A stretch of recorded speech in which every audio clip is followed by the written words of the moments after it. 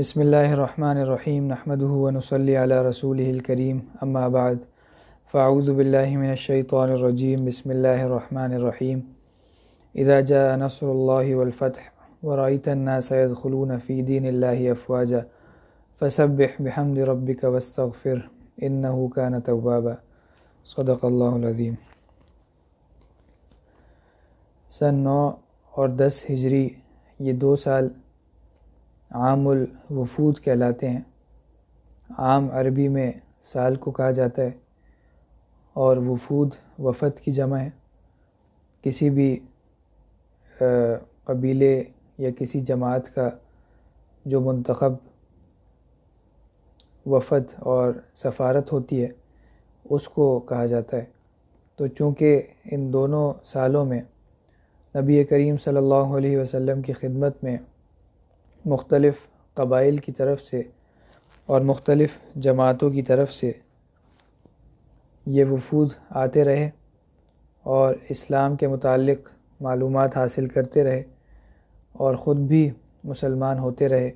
اور پھر بعد میں اپنی قوم کے پاس جا کے ان کو بھی مسلمان کرتے رہے، اس وجہ سے ان دونوں سالوں کو عام الوفود کہا جاتا ہے۔ اور بعض سیرت نگار حضرات فرماتے ہیں کہ کل 35 وفد 35 سفارتی جماعتیں مختلف قبائل کی طرف سے نبی کریم صلی اللہ علیہ وسلم کی خدمت میں حاضر ہوئی تھیں، اور بعض حضرات نے ان کی تعداد 60 سے بھی زیادہ بیان فرمائی ہے۔ عرب میں چونکہ سب سے بڑا قبیلہ قریش کا تھا اور وہ خانہ کعبہ کے نگران بھی تھے، ان کو بڑی عزت بھی حاصل تھی، اور جتنے بھی قبائل تھے وہ دینی معاملات میں انہی کی طرف دیکھا کرتے تھے۔ اس وجہ سے جب تک قریش کے بوڑھے حضرات مسلمان نہیں ہوئے تھے اس وقت تک تقریباً سارا کا سارا جزیرہ عرب اس انتظار میں تھا کہ ہم دیکھیں کہ قریش کے ساتھ نبی کریم صلی اللہ علیہ وسلم کی کیا صورتحال پیش آتی ہے اور ان دونوں میں سے کون دوسرے کے اوپر غالب آتا ہے۔ چنانچہ ان میں سے قریش کے جو نوجوان حضرات تھے وہ تو نبی کریم صلی اللہ علیہ وسلم کے اسلام کی دعوت دیتے ہی مسلمان ہو گئے تھے، البتہ جو ان کے بڑے بوڑھے تھے وہ نبی کریم صلی اللہ علیہ وسلم کی مخالفت میں پیش تھے اور آپ کو اور حضرات صحابہ کرام رضی اللہ تعالیٰ عنہم کو تکالیف اور ایذا پہنچانے میں بھی آگے تھے۔ لیکن جب مکہ مکرمہ بھی فتح ہو گیا تو ان میں سے کچھ تو مکہ مکرمہ سے چلے گئے، بھاگ گئے، اور بہت سارے نبی کریم صلی اللہ علیہ وسلم کے ہاتھ پہ اسلام لے آئے اور انہوں نے اسلام قبول کر لیا، اور ان میں سے کچھ نبی کریم صلی اللہ علیہ وسلم کے حکم پہ قتل کر دیے گئے۔ چنانچہ جب باقی عرب نے یہ دیکھا کہ قریش کے اوپر نبی کریم صلی اللہ علیہ وسلم پوری طرح غالب آ چکے ہیں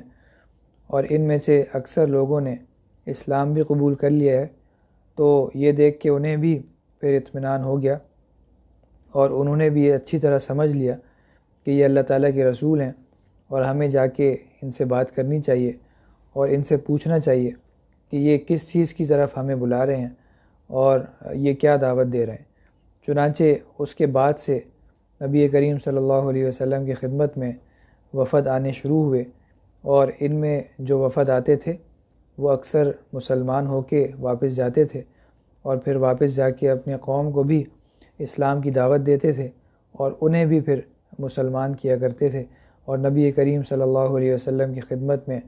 یا تو وہ حاضر ہوتے تھے یا آپ نے جو احکامات دیے ہوئے ہوتے تھے ان کو تسلیم کر کے اس کے مطابق زندگی گزارا کرتے تھے۔ چنانچہ اس طرح کے بہت سارے وفود کا تذکرہ سیرت کی کتابوں میں ملتا ہے، ان میں سے ہم چند یہاں پہ پڑھیں گے، باقی اگر اس کا تفصیلی کوئی مطالعہ کرنا چاہے تو سیرت کی جتنی بھی کتابیں ہیں ان سب میں سن 9 اور 10 ہجری کے ان وفود کا بڑی تفصیل کے ساتھ ذکر موجود ہے، وہ وہاں پہ دیکھ سکتے ہیں۔ سب سے پہلے تو وفد ہوازن یہ فتح مکہ کے بعد پہلا وفد ہے جو کہ نبی کریم صلی اللہ علیہ وسلم کی خدمت میں حاضر ہوا، اور آپ اس وقت جعرانہ میں ٹھہرے ہوئے تھے، اور اس کا ذکر پہلے بھی آ چکا ہے کہ یہ اپنے قیدیوں کو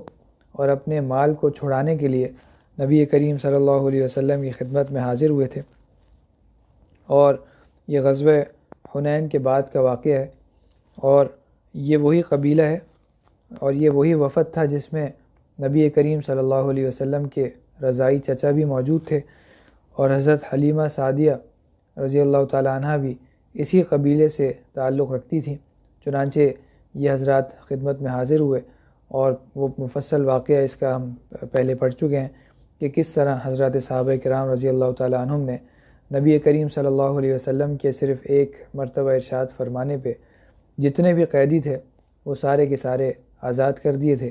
اور ان سب کو ان کے جو بھی قیدی تھے وہ فوری طور پہ واپس کر دیے تھے۔ اس کے بعد رمضان المبارک سن 9 ہجری میں وفد ثقیف نبی کریم صلی اللہ علیہ وسلم کی خدمت میں حاضر ہوا اور آپ کے دست مبارک پر بیعت کی، اور یہ وہی وفد ہے کہ جن کا نبی کریم صلی اللہ علیہ وسلم نے غزوہ طائف کے دوران محاصرہ فرمایا تھا، اور انہوں نے بڑی سختی کے ساتھ مسلمانوں کو اس محاصرے کا اور جنگ کا جواب دیا تھا، اور پھر وہاں سے مسلمان تقریباً 1 مہینے تک یا ایک بڑی لمبی مدت تک محاصرہ کرنے کے بعد بغیر فتح حاصل کیے واپس لوٹ آئے تھے۔ تو اس موقع پہ کسی نے عرض کیا تھا کہ یا رسول اللہ، آپ ان حضرات ان کے خلاف بد دعا فرمائیں، انہوں نے ہمیں اتنی تکلیفیں پہنچائی ہیں اور یہ اس طرح کے کام انہوں نے کیے ہیں۔ نبی کریم صلی اللہ علیہ وسلم نے بجائے بد دعا فرمانے کے ان کے لیے دعا فرمائی تھی، اور یہ کہا تھا اللہم اہدی ثقیفہ وأت بہم مسلمین، کہ اللہ ان کو ہدایت بھی عطا فرما دیں اور مسلمان کر کے ان کو میرے پاس بھیج دیں۔ چنانچہ ایسا ہی ہوا، اور تقریباً حضرت عروہ ابن مسعود ثقفی رضی اللہ تعالیٰ عنہ کی شہادت کے 8 مہینے کے بعد جب آپ غزوہ تبوک سے واپس ہوئے تو اس موقع پہ یہ لوگ آپ کی خدمت میں حاضر ہوئے اور اسلام قبول کیا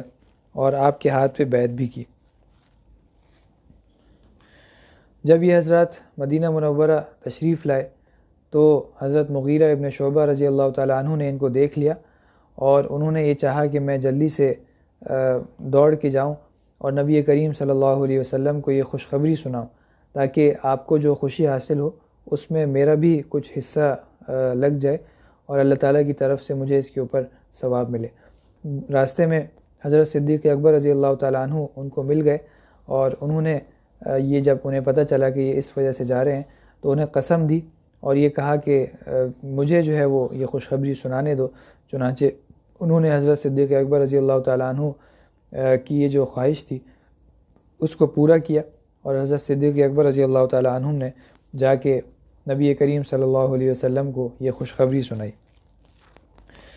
نبی کریم صلی اللہ علیہ وسلم نے ان لوگوں کی بڑی مہمان نوازی فرمائی،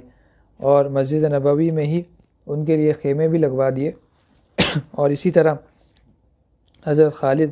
ابن سعید ابن العاص رضی اللہ تعالیٰ عنہ کو ان کا میزبان مقرر کیا،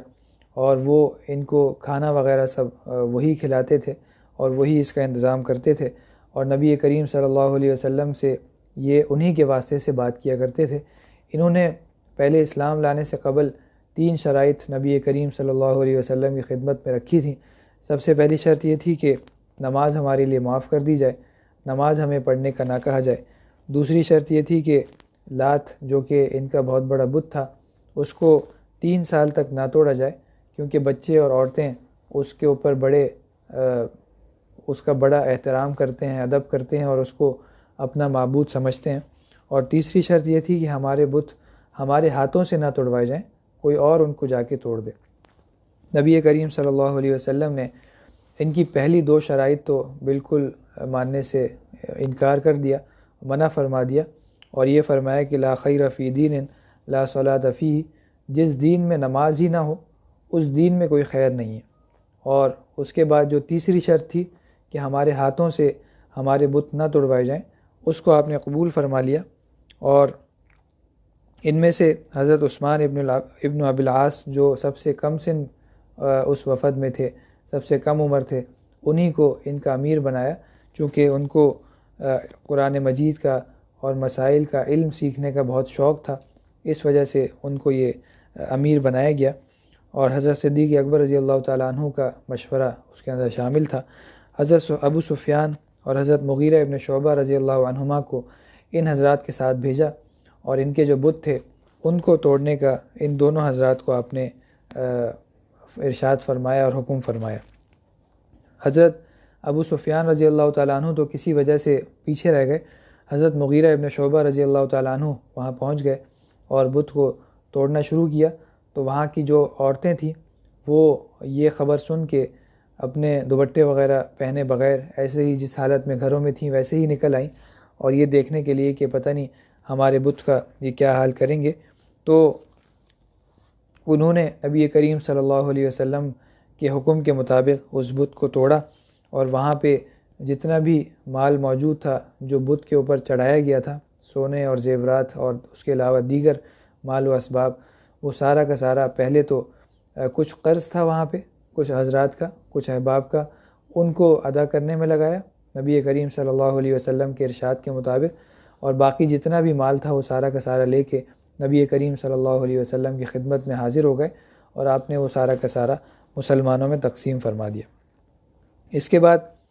بنو عامر ابن صعصاع کا وفد نبی کریم صلی اللہ علیہ وسلم کے پاس غزوہ تبوک کے بعد پہنچا، اور اس میں عامر ابن طفیل اور اربد ابن قیس موجود تھے، اور یہ ان دونوں نے نبی کریم صلی اللہ علیہ وسلم سے اچھی طرح بات نہیں کی بلکہ آپ کی گستاخی کی۔ نبی کریم صلی اللہ علیہ وسلم نے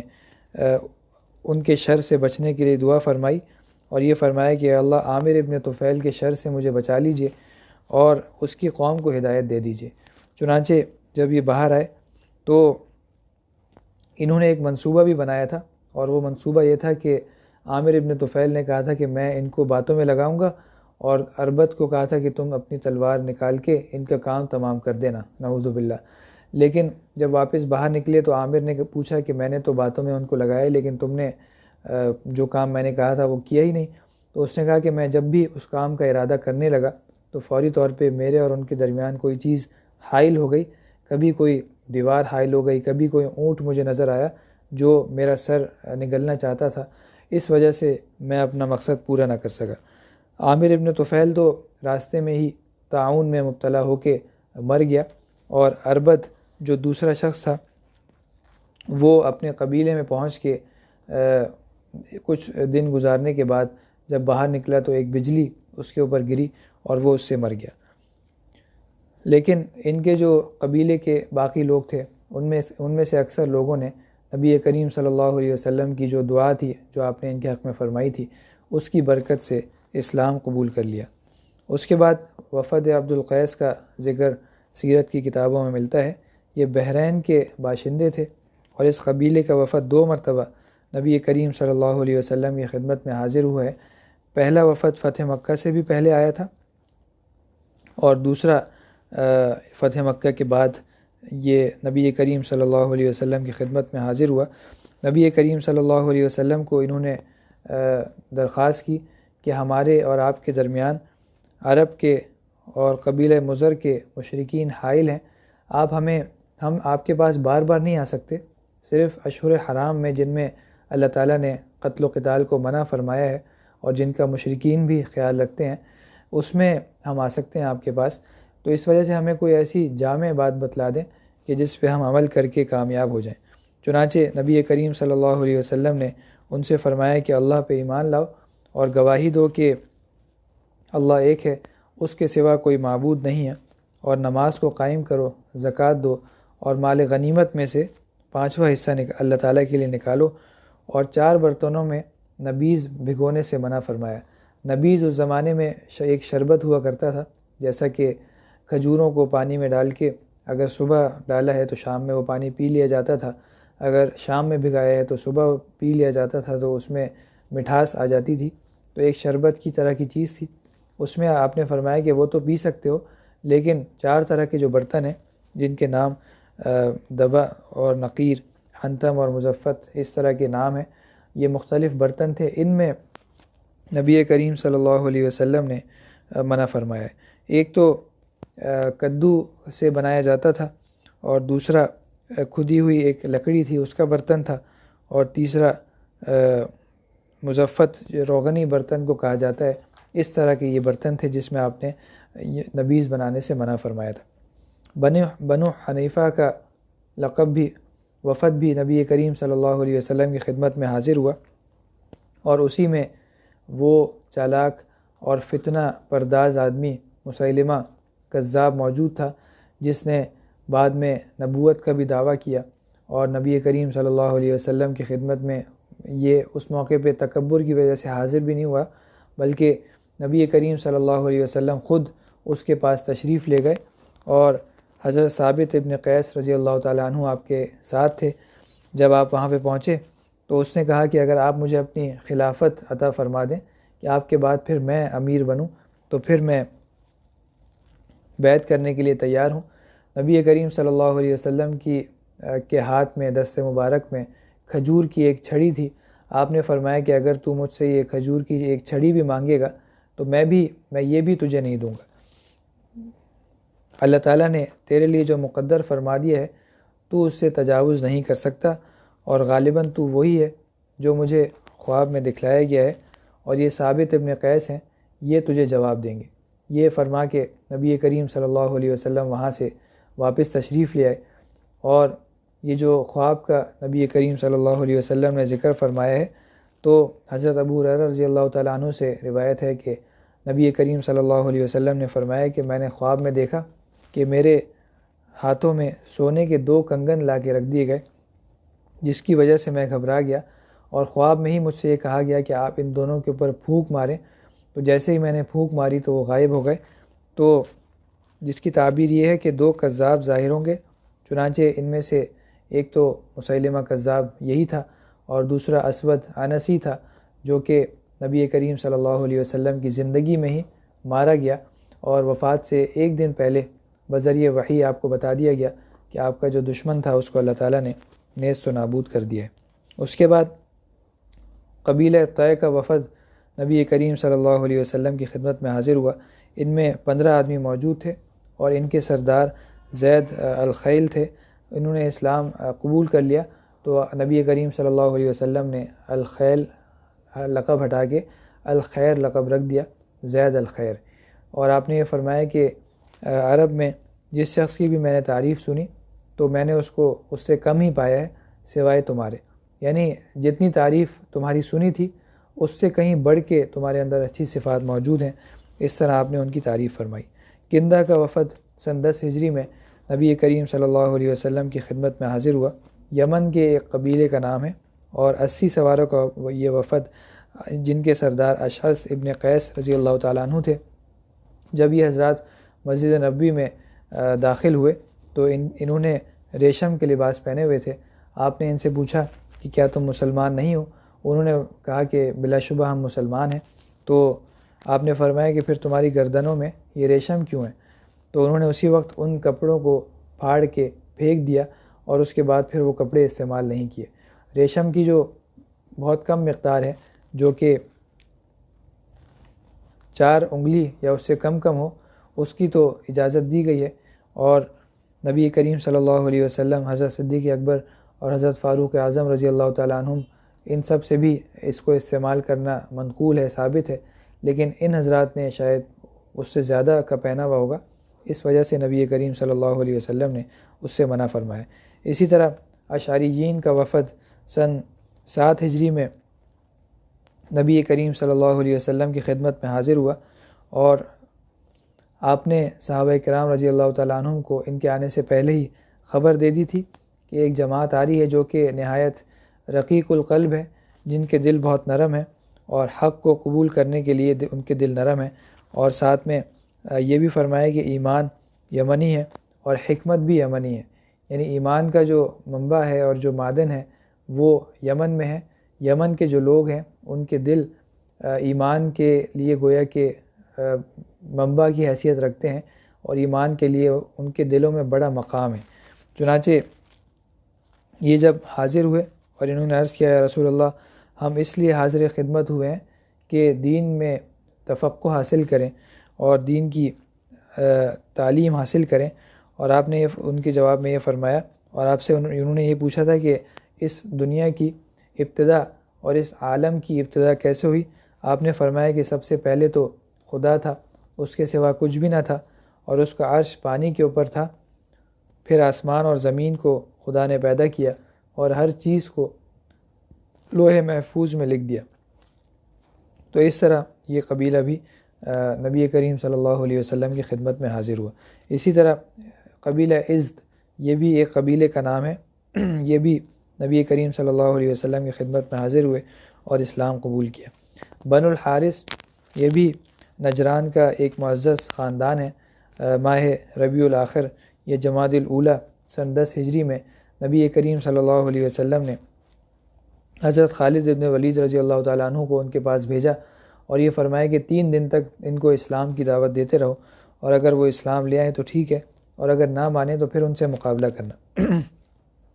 جب یہ وہاں پہ پہنچے تو ان لوگوں نے فوراً ہی اسلام قبول کر لیا، اور حضرت خالد ابن ولید رضی اللہ تعالیٰ عنہ نے آس پاس کے بھی علاقوں میں اسلام کے مبلغین بھیجے، اور ان سب نے بغیر کسی ہچکچاہٹ کے فوری طور پہ اسلام قبول کر لیا۔ حضرت خالد ابن ولید رضی اللہ تعالیٰ عنہ نے آپ کی خدمت میں یہ خوشخبری اور بشارت لکھ کے روانہ فرما دی۔ آپ نے فرمایا کہ ان کا ایک وفد لے کے یہاں پہ میرے پاس آ جاؤ۔ چنانچہ وہ آپ کے حکم کے مطابق ان حضرات کا ایک وفد بنا کے نبی کریم صلی اللہ علیہ وسلم کی خدمت میں حاضر ہوئے۔ آپ نے پوچھا من ہؤلاء القوم الذین کأنہم رجال الہند، کہ یہ کون لوگ ہیں؟ ایسا لگ رہا ہے کہ یہ ہندوستان کے آدمی ہیں۔ عرض کیا کہ ہم بنو الحارث ہیں، اور ہم گواہی دیتے ہیں کہ آپ اللہ کے رسول ہیں اور اللہ کے سوا کوئی معبود نہیں ہے۔ یہ لوگ ہمیشہ جنگ میں اور لڑائی میں اپنے مقابل پہ ہمیشہ غالب رہتے تھے اور کبھی بھی مغلوب نہیں ہوتے تھے۔ نبی کریم صلی اللہ علیہ وسلم نے ان سے دریافت کیا کہ وہ کون سی عادات ہیں جن کی وجہ سے تم ہمیشہ غالب رہتے ہو؟ انہوں نے بتایا کہ ہم ایک تو متفق رہتے ہیں آپس میں، کبھی بھی اختلاف نہیں کرتے،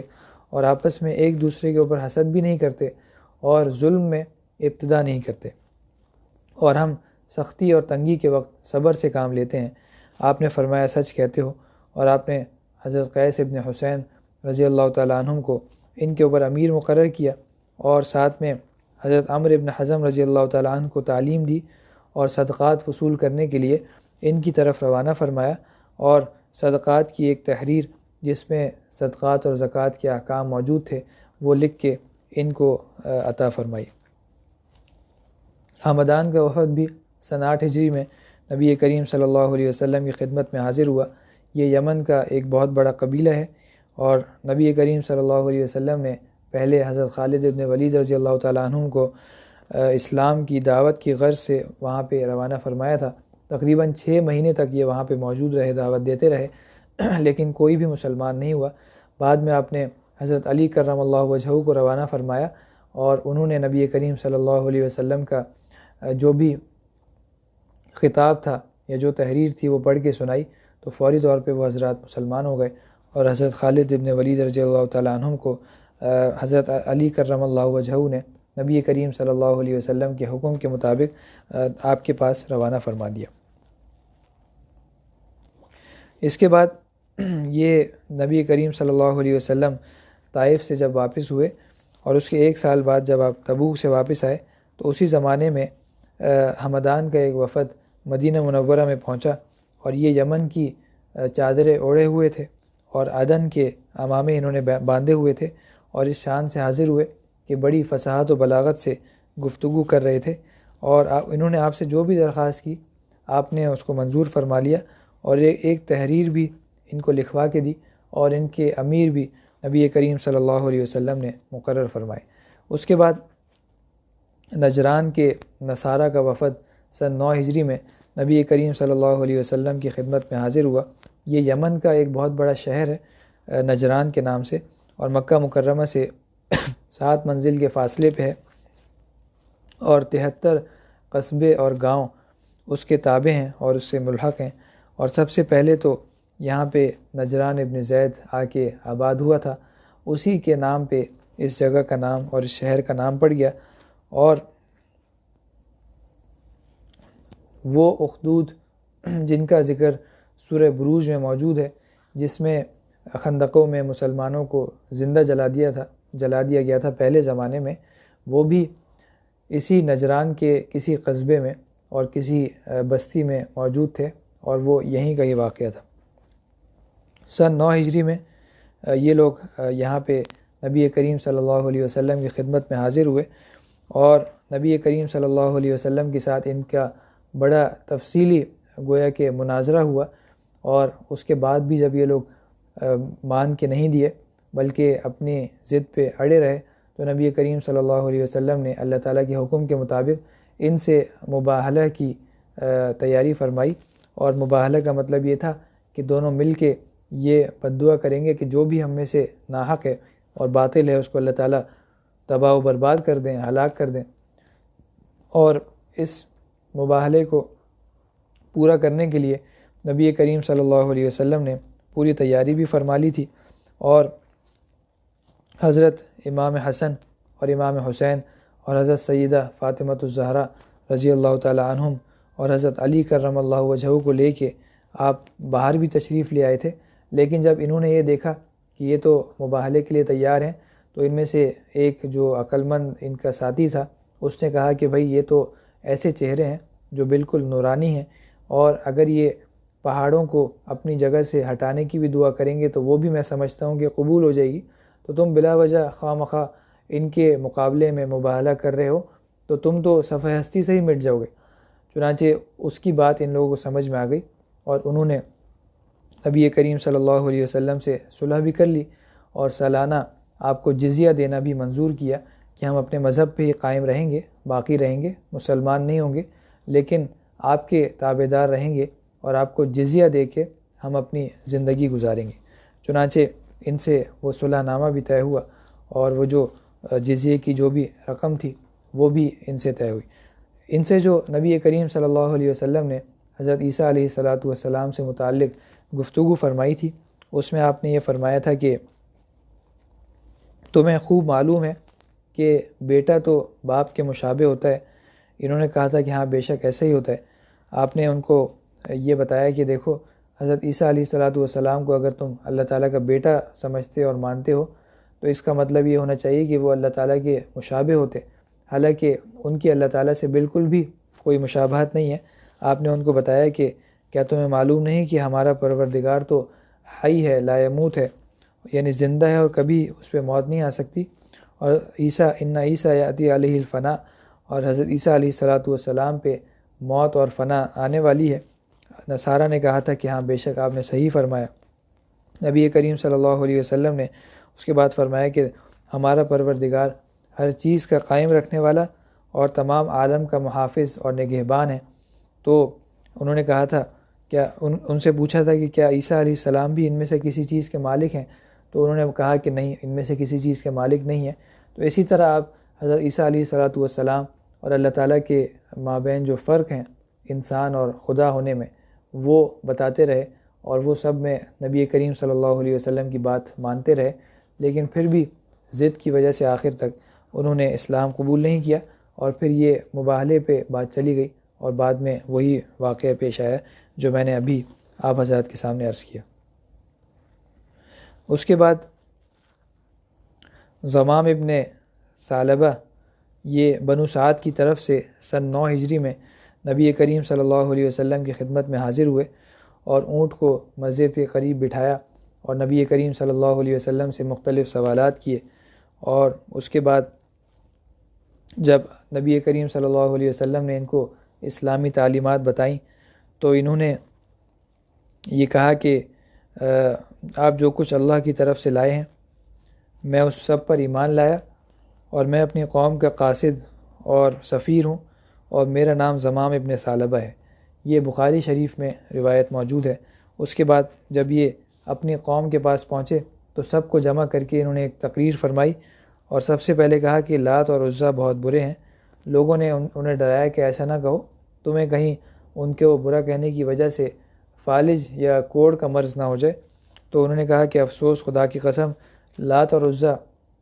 نہ تمہیں کوئی نفع پہنچا سکتے ہیں اور نہ نقصان پہنچا سکتے ہیں۔ اللہ نے ایک رسول بھیجا اور اس پر ایک کتاب نازل کی جس نے تمہیں ان خرافات سے چھڑایا ہے، اور میں آپ کے پاس سے یہ احکام سیکھ کے آیا ہوں۔ شام ہونے تک قبیلے کا جتنے بھی قبیلے کے افراد تھے وہ سارے کے سارے مسلمان ہو گئے، اور حضرت عمر اور حضرت ابن عباس رضی اللہ تعالیٰ عنہما فرماتے تھے کہ ہم نے کسی قوم کے وفد اور قاصد کو زمام ابن ثعلبہ سے افضل اور بہتر نہیں پایا۔ جس طرح سے انہوں نے بات چیت کی اور اس کے بعد جا کے اپنے قبیلے کو یہ بات پہنچائی اور سب کے سب مسلمان ہو گئے اور اسی دن مسلمان ہو گئے، اس طرح کا معاملہ شاید کسی اور قاصد کے ساتھ پیش نہ آیا ہو۔ اسی طرح مختلف قبائل کے وفود نبی کریم صلی اللہ علیہ وسلم کی خدمت میں حاضر ہوتے رہے، جس میں سے وفد حذیم بھی ہے، وفد بنی اسد بھی ہے، وفد بحرا بھی ہے، اور وفد بنی مرہ بھی ہے۔ یہ بنی مرہ غزوہ تبوک کے بعد سن 9 ہجری میں نبی کریم صلی اللہ علیہ وسلم کی خدمت میں حاضر ہوئے تھے، اور حارث ابن عوف ان کے سردار تھے۔ ان لوگوں نے عرض کیا، یا رسول اللہ، ہم آپ ہی کی قوم میں سے ہیں اور لوئی ابن غالب کی اولاد میں سے ہیں۔ آپ نے مسکرایا اور یہ ان کے جو شہر تھے ان کا حال دریافت کیا، تو انہوں نے عرض کیا کہ قحط سالی کی وجہ سے بہت برا حال ہے اور بارش کی کمی ہے۔ نبی کریم صلی اللہ علیہ وسلم نے اسی وقت بارش کی دعا فرمائی، اور جب یہ اپنے گھروں کو واپس ہوئے تو ان کو یہ بات معلوم ہوئی کہ جس روز نبی کریم صلی اللہ علیہ وسلم نے بارش کی دعا فرمائی تھی اسی دن بارش ہوئی تھی، اور اس کی وجہ سے پورا علاقہ ان کا سرسبز و شاداب ہو گیا۔ اسی طرح وفد خولان سن شعبان سن 10 ہجری میں آپ کی خدمت میں آیا۔ وفد محارب بھی سن 10 ہجری میں نبی کریم صلی اللہ علیہ وسلم کی خدمت میں حاضر ہوا، اور وفد سلامان اور وفد بنی عبس یہ بھی، اور وفد غامد اور وفد ازد،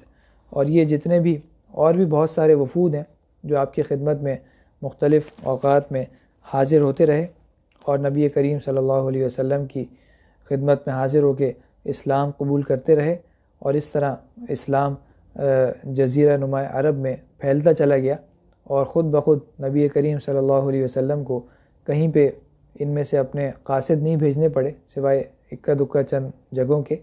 خود بخود یہ لوگ آپ کی خدمت میں حاضر ہوئے۔ اللہ تعالیٰ نے ان سب کے دلوں کو آپ کی طرف متوجہ فرما دیا، ان سب کے دلوں کو نرم فرما دیا، اور یہ ان لازوال قربانیوں کی وجہ سے تھا، اور ان لازوال قربانیوں کی برکت تھی جو حضرات صحابہ کرام رضی اللہ تعالیٰ عنہم نے ان سالوں سے پہلے اٹھائی تھیں اور تکلیفیں برداشت کی تھیں، مکہ مکرمہ میں بھی اور مدینہ منورہ کے ابتدائی چند سالوں میں بھی، جس کی برکت سے اللہ تعالیٰ نے پورے کے پورے عرب کو اسلام کی ہدایت سے نوازا، اور اللہ تعالیٰ نے حضرات صحابہ کرام رضی اللہ عنہم کی برکت سے اسلام کو اور نبی کریم صلی اللہ علیہ وسلم کے طفیل اسلام کو پورے کے پورے جزیرہ نما عرب میں پھیلا دیا، اور سب لوگوں کو اس کی طرف متوجہ فرما دیا۔ وآخر دعوانا الحمد للہ رب العالمین۔ الحمد للہ رب العالمین والصلاة والسلام علی خیر خلقہ محمد وعلی آلہ واصحابہ اجمعین، وصلی اللہ تعالی علی خیر خلقہ محمد وعلی آلہ واصحابہ اجمعین، آمین برحمتک یا ارحم الراحمین۔